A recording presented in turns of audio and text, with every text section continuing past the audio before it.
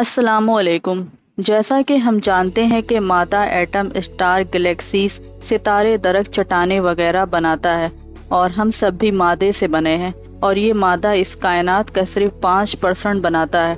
बाकी कायनात तकरीबन 25% डार्क मैटर और 70% डार्क एनर्जी पर मुश्तमिल है। माहिरीन के मुताबिक तमाम ज़मीनी आलात के ज़रिए कायनात का सिर्फ 5% हिस्सा हम देख सकते हैं, यानी वो मादा जो एटम, स्टार, गैलेक्सी, सितारे, दरख्त, चट्टानें वगैरह बनाता है। बाकी 85% कायनात का ना नज़र आने वाला मादा है जो कि डार्क मैटर और डार्क एनर्जी पर मुश्तमिल है। कायनात के इस ना नज़र आने वाले मादे की नेचर अब तक एक राज है। उसे गिरफ्त में लाने के लिए अब तक किए जाने वाले तमाम तजुर्बात नाकाम साबित हुए हैं, इसलिए ये दोनों अभी तक हमारी नज़रों से पोशीदा हैं। ये सुनने में बहुत अजीब लगता है क्योंकि ये हमें बताता है कि हर चीज़ जिसका हम सामना करते हैं हकीकत का एक बहुत ही छोटा सा हिस्सा है।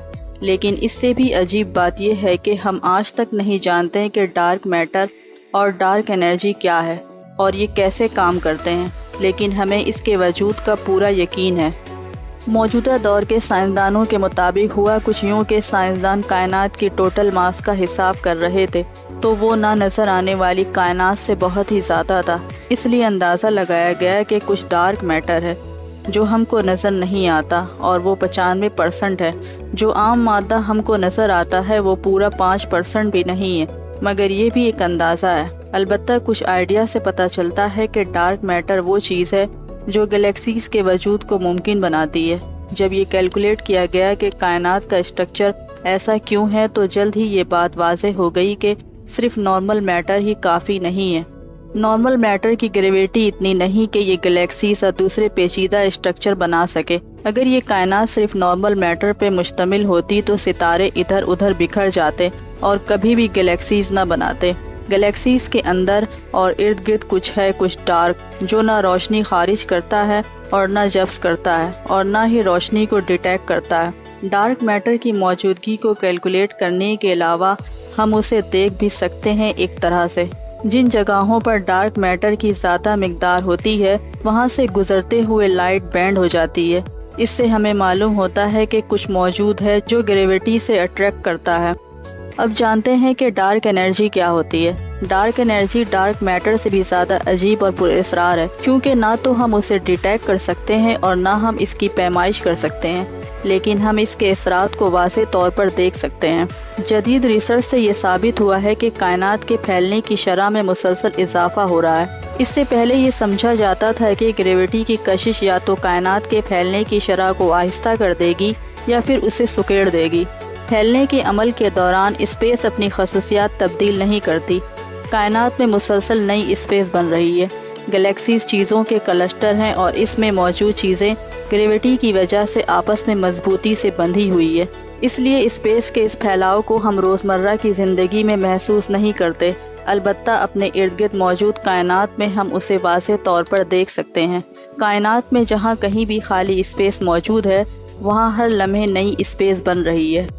ऐसा लगता है कि डार्क एनर्जी किसी तरह की ऐसी एनर्जी है जो सिर्फ खाली स्पेस के लिए मखसूस है। ये एनर्जी हमारे इल्म में मौजूद हर चीज़ से ज़्यादा ताकतवर है और वक्त गुजरने के साथ ये ज़्यादा ताकतवर बनती जा रही है। खाली स्पेस में कायनात में मौजूद तमाम चीज़ों की कंबाइन एनर्जी से भी ज़्यादा एनर्जी है। हमारे पास कई आइडियाज़ हैं कि डार्क एनर्जी क्या हो सकती है। एक आइडिया ये भी है कि डार्क एनर्जी कोई चीज़ नहीं है बल्कि ये स्पेस की एक खसूसियात है। खाली स्पेस नथिंग नहीं है बल्कि इसकी अपनी एनर्जी है। ये नई स्पेस पैदा कर सकती है और खासी एक्टिव है। हो सकता है कि जूं कायनात फैल रही है खाली जगहों को पुर करने के लिए मज़ीद स्पेस बन रही हो और यही कायनात के मुसलसल और तेज़ी से फैलने की वजह हो। एक और आइडिया यह है कि खाली स्पेस आर्जी वर्चुअल पार्टिकल से भरी हुई है जो कि अचानक और मुसलसल नथिंग से वजूद में आते रहते हैं और फिर इसी में गायब हो जाते हैं। इन पार्टिकल्स की एनर्जी डार्क एनर्जी हो सकती है या फिर डार्क एनर्जी एक गैर मामूल मुतहर्रिक एनर्जी है जो कि कायनात में हर जगह फैली हुई है, लेकिन किसी तरह कायनात पर इसका असर नॉर्मल एनर्जी और मैटर की निस्बत उल्टा है। लेकिन अगर ये मौजूद भी है तो हम नहीं जानते कि कहाँ और कैसे। हम ये भी नहीं जानते कि हम इसे कैसे डिटेक्ट करें। اس کے بارے میں ابھی کافی سوالات ہیں جس پر ابھی ریسرچ باقی ہے۔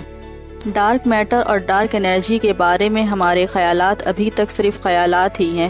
ایک طرف تو یہ بہت پریشان کن ہے، لیکن دوسری طرف یہ فرنٹیئر سائنس ہے اور ہمیں بتاتی ہے کہ ہم کتنا بھی سوچیں کہ ہم سب کچھ جانتے ہیں، لیکن حقیقت یہ ہے کہ ہم اب بھی کافی حد تک اسپیس میں ایک چھوٹے سے جزیرے پر موجود ہاتھ میں اسمارٹ فون پکڑے اسپیس کی طرح ہیں، جو آسمان کی طرف دیکھ کر حیران ہوتے ہیں کہ آخر ہماری کائنات کام کیسے کرتی ہے۔ ویڈیو کو لائک کریں، ہمارے چینل کو سبسکرائب کر بیل آئیکن ضرور پریس کریں ہماری نیو ویڈیو سب سے پہلے دیکھنے کے لیے۔